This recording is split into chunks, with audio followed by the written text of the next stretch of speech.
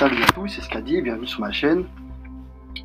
Alors il y a quelques temps, je suis tombé sur une information qui me paraît assez importante. J'ai lu que Facebook allait ouvrir un laboratoire à Paris, sur Paris, pour étudier l'intelligence artificielle. Et donc, en fait, pour résumer un peu, il s'agirait d'incorporer une forme d'intelligence artificielle dans les réseaux sociaux, et je pense que plus largement, même Google, enfin beaucoup de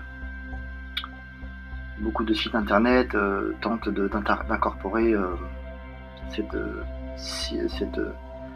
intelligence artificielle. Et donc je pense que dans un avenir très proche, ça va faire partie de notre quotidien, et donc il va falloir s'accoutumer à la présence d'intelligence artificielle dans notre vie. Alors de manière plus générale, c'est très compliqué de définir ce que peut être une intelligence artificielle. Ça fait déjà de longs débats, on peut pas vraiment définir ce que c'est que l'intelligence. Donc on va partir du principe que c'est une manière de créer une forme de capacité cognitive où une entité entre guillemets numérique pourrait accumuler les informations, les connaissances et simuler une forme de développement intellectuel et prendre des décisions adéquates selon les événements et selon selon les cas pratiques. Et donc ce qu'il y a de particulier, c'est de savoir que cette intelligence artificielle n'est plus de la science-fiction, même si ça fait déjà plusieurs décennies que les laboratoires, que les scientifiques se penchent sur le sujet. L'intelligence artificielle, ce n'est pas la capacité de pouvoir créer de plus en plus, de faire de plus en plus de calculs avec un processeur, c'est surtout la manière de traiter l'information accumulée. Et donc, dans un avenir très proche, les logiciels seront capables si ce n'est pas déjà le cas, seront capables d'apprendre seuls et sans l'intervention humaine, et de prendre des décisions sans intervention humaine. C'est surtout ça le danger. Et donc, en fait, les implications sur notre civilisation vont être extrêmement importantes, et nous sommes véritablement à l'aube d'une dictature parfaite, comme j'en ai déjà fait mention dans une vidéo. Ça me fait penser un peu à ce roman de Aldous Huxley, la dictature parfaite. Et donc en fait, sur le net, très prochainement, on verra arriver des agents numériques, avec une forme d'intelligence artificielle, qui seront capables de nous surveiller et de prendre des décisions de manière indépendante, mais aussi d'accumuler des informations, entre guillemets, avoir leur propre manière d'appréhender les choses. Et c'est là qu'est le danger, parce qu'on ne connaît pas la limite. On ne sait pas jusqu'où on va aller. Alors, ce qui me fascine, c'est de savoir que cette intelligence artificielle n'est absolument pas, abordée, ou en tout cas n'est pas, c'est un peu comme comment ça s'appelle, le clonage. On a voulu nous faire croire qu'on a légiféré sur l'interdiction du clonage, mais au final on sait très bien que c'est encore pratiqué. Et donc le danger de l'intelligence artificielle est la chose suivante. Nous sommes tous connectés, et je pense que dans un avenir très proche, une fois que l'ancienne génération de ceux qui n'ont pas connu le net vont disparaître, nous serons tous hyper connectés, et notre vie sera calquée sur le net. Non seulement par le matériel électronique, l'ordinateur, le frigo, la télévision, le smartphone, la voiture, etc. Mais ça, Google s'y penche en ce moment. Il y a aussi la connexion biologique, c'est-à-dire que je pense que dans un avenir très proche, notre corps sera aussi connecté à Internet. Le foie, le cœur, sous couvert de nous surveiller au niveau biologique pour être en meilleure santé, etc. Et en fait, si on fusionne cette connectivité biologique et cette intelligence artificielle, et si on se mettait un petit peu à spéculer, Peut-être qu'un jour, une super intelligence artificielle, pour notre bien, prendrait des décisions à notre place. Si jamais ils avaient la possibilité d'intervenir sur notre corps, ils auraient la possibilité de réguler nos humeurs, notre forme, notre santé, nos hormones, etc. Donc ce serait déjà un immense danger. Je sais que je spécule un peu, c'est la science-fiction, mais finalement, c'est avec ce qu'on entend sur les réseaux sociaux, si on se mettait un petit peu à spéculer, on voit que ça nous porte. Donc finalement, nos comportements, peut-être que cette collectivité intelligente, cette connexion, enfin cet internet intelligent, cette bête, va peut-être nous manipuler au niveau biologique et donc nous manipuler mentalement.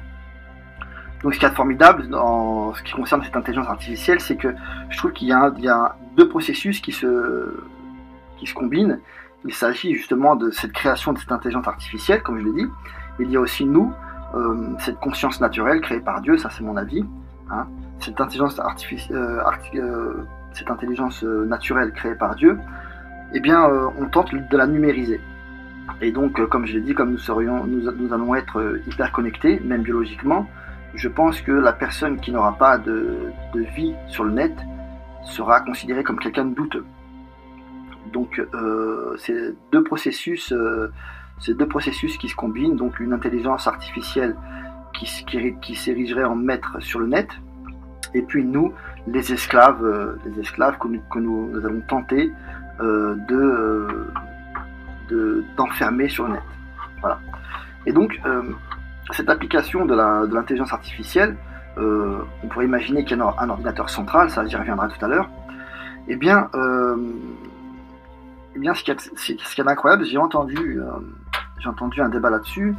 Il disait que dans un avenir très proche, justement, du fait qu'on est sans arrêt sur Internet, eh bien, dans très peu de temps, d'ailleurs, il y a le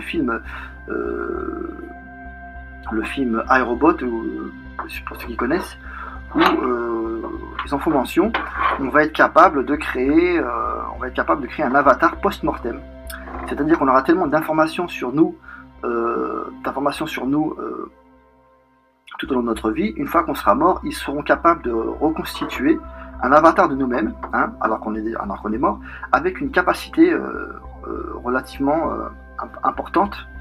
Et on serait capable d'échanger, enfin notre avatar, alors que nous on serait déjà bouffé par les vers, cet avatar sera capable d'échanger des informations, sera capable de converser avec des gens, donc peut-être que nos arrière petits-enfants pourront discuter avec nous, alors que nous ça fait très très longtemps qu'on est déjà sous terre. Donc c'est extrêmement troublant, ça fait très peur, et donc on ne connaît pas les limites. Donc je me suis mis un peu à spéculer là-dessus, et je me suis dit on imagine que deux personnes qui auraient une vie numérique intense souhaiteraient avoir un enfant, et bien peut-être qu'on va leur proposer, là aussi je spécule, un enfant artificiel, où l'on va créer deux avatars de nous et de notre partenaire, ça peut être un homme ou une femme, maintenant il n'y a pas de limite, et puis ils feront la combinaison des deux, hein, et puis ils créent un troisième avatar qui serait un peu un enfant artificiel. Voilà, avec une conscience artificielle, avec une intelligence artificielle. Donc ça fait très très peur, et on ne sait pas où va être la limite, hein. Et donc pourquoi est-ce que je parle de dictature à propos de cette intelligence artificielle? Parce que dans un avenir très proche, je pense qu'ils vont y arriver si ce n'est pas déjà le cas, et on sera surveillé à coup sûr. Donc ce monde hyper connecté, finalement, c'est un deuxième monde créé par l'être humain, et donc ces agents qui auraient pour maître cet super ordinateur qui aurait, je sais pas, pour siège social à l'ONU, hein, par exemple, et bien ces types d'ordinateurs auraient des agents qui seraient là pour nous surveiller, pour nous diriger, et puis ils auraient peut-être cet avatar sur le net, aurait peut-être un robot qui viendrait éventuellement nous assassiner ou nous arrêter, le cas où on serait serait hors la loi, hein, selon leur bon vouloir. Et donc ça me fait flipper, parce que je me dis que en fait on n'a peut-être pas le recul sur ce qui se passe en ce moment, mais si pour beaucoup Internet fait peur, je pense qu'avec cette intelligence artificielle dans le net, ça va être encore pire. Donc en fait, beaucoup de films en font mention, beaucoup de livres de science-fiction en font mention, mais je pense qu'un de ces jours, on verra un super ordinateur qui serait un peu comme une sorte de dieu artificiel, hein, pardon pour le blasphème, qui serait un petit peu un dieu artificiel, omniscient, omnipotent, et avec la capacité de prendre des décisions seul, sans l'intervention de l'être humain, pour le bien commun. Et donc je pense que cet superordinateur, avec ses agents, ça me fait un peu penser au film Matrix, hein. Et donc en fait cet ordinateur, ce superordinateur va créer un monde virtuel où cette super conscience artificielle va diriger la population mondiale. Et comme dans ce roman d'Aldous Huxley, ceux qui ne seront pas dans ce monde artificiel, eh bien, seront traités de pestiférés, d'êtres humains de seconde zone, etc. Et donc ce monde virtuel, ça c'est un peu un avis religieux, je pense que c'est le monde que crée l'Antéchrist, hein. Et donc c'est un peu le monde de la fin des temps, où l'être humain n'existe que sur l'ordinateur, et ce demi-dieu, hein, enfin ce dieu artificiel, serait là pour nous surveiller. Donc finalement, cette information sur Facebook et cette intelligence artificielle n'est qu'une excuse, n'est qu'une information qui me permet de développer cette idée de cette intelligence artificielle. En fait, en spéculant à mort, à fond, on s'imagine un ordinateur central, tentaculaire, qui aurait des agents, ce seraient des logiciels, eux aussi dotés d'une forme de conscience, en tout cas une forme d'intelligence artificielle, en tout cas une simulation d'intelligence artificielle. Et finalement, ça reviendrait à dire que cet ordinateur aurait étant donné que chaque être humain serait connecté H24 et que la vie normale entre guillemets n'existerait plus et que tout serait géré par le net, hein, finalement, et bien ce super ordinateur doté d'une conscience qui accumulerait les connaissances du monde aurait finalement serait une forme de Dieu omniscient, omnipotent, et finalement ça me fait penser un peu au défi que le diable a fait à Dieu, et finalement il tenterait par ce super ordinateur, hein, ce Dieu artificiel tenterait d'esclavagiser l'humanité afin de le détourner de la vraie création de Dieu, de la vraie conscience, et finalement nous amener dans les abîmes et dans ce monde artificiel. Et donc je pense que l'implication de l'intelligence artificielle est la prochaine étape de cet asservissement, et tout ça, je pense, hein, c'est mon avis, tout ça est un plan du diable, hein, pour ça c'est pour les croyants, c'est un plan du diable qui tente de nous détourner de la voie divine, hein. Je mets de côté la religion, mais plus la croyance, hein. Et donc